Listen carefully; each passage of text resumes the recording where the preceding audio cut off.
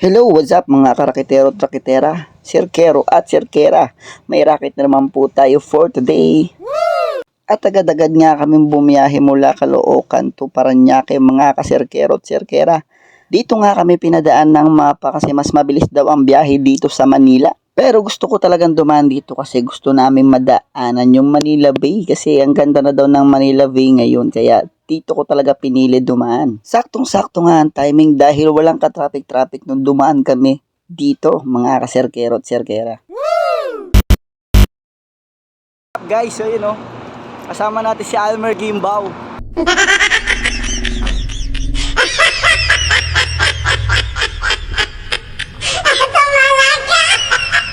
Yo, move it lang malakas. Lodi yan, si Lodi. Saan tayo? Nasaan tayo? Sa Ocean Park. Ocean Park. Ano? Ace Ocean Palace Restaurant. Yan. Parañaque po. Malapit sa MOA. Raketero ka din ba? Raketero ka din? Oo naman, syempre. Sa kalimbang raketero? Oo. Babae, hindi lang babaero ha. Raketerong babaero. Raketerong babaero na yan.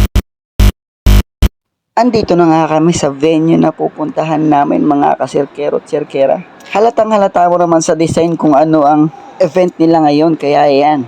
At nakita ko rin nga pala dito yung sasakyan ni Kong TV at saka ni Sir Mervin kay Team Bugok. Grabe, napakaganda nga pala talaga tignan lalo na sa personal mo to makikita. Sobrang ganda. Wow!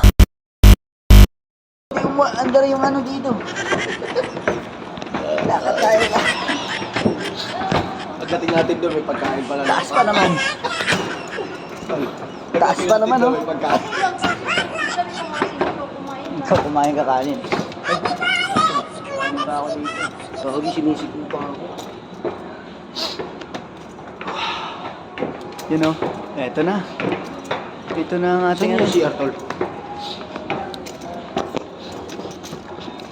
At pagkakit nga namin dito, ito Wow. ang bumungad sabi, grabe ang lalaki ng mga seafood dito. At may nakita pa nga ako ditong vlogger. Nandito tayo sa Grabe, lalaki. Anong tawag dito? Ha? Lobster. Lalaki yung... Lobster. Pagka kinagat ka naman yan, yari ka talaga. Takot na akong masugat. Ano lalaki yun? Wala, nag-ano siya oh? Laki oh. Ayan po ang... Gagamba yan to, gagamba. Chinese din. What Chinese ka nga? May Chinese ka. Sa fish oh. Sila ha.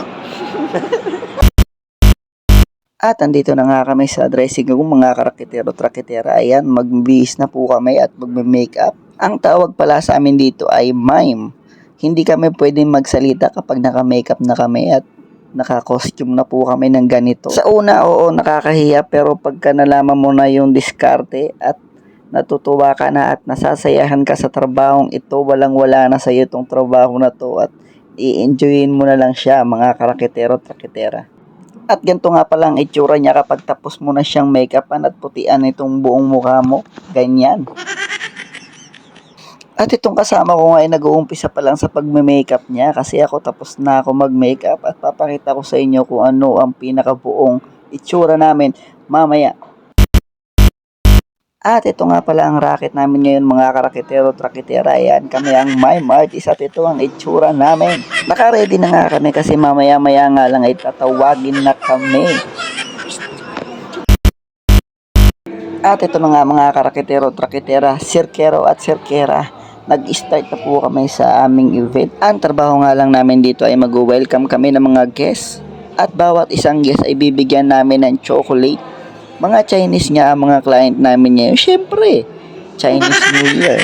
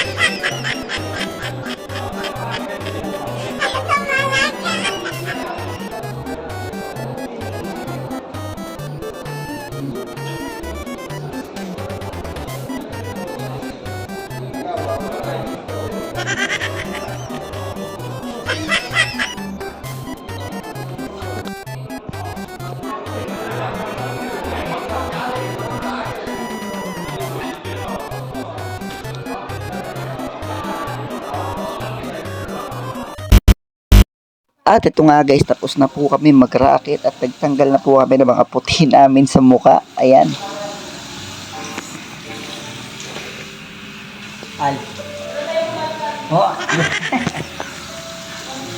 At hanggang dito na lang po mga kaserkero at serkera, raketero at raketera.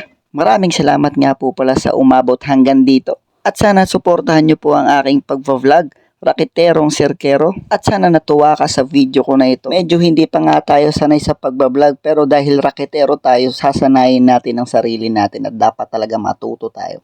At isang malaking bagay na po sa akin ang pag-like and share this my video. Maraming salamat po at tatanawin ko ng utang na loob sa inyo. At hanggang dito na lang po mga karaketero at raketera. Thank you for watching.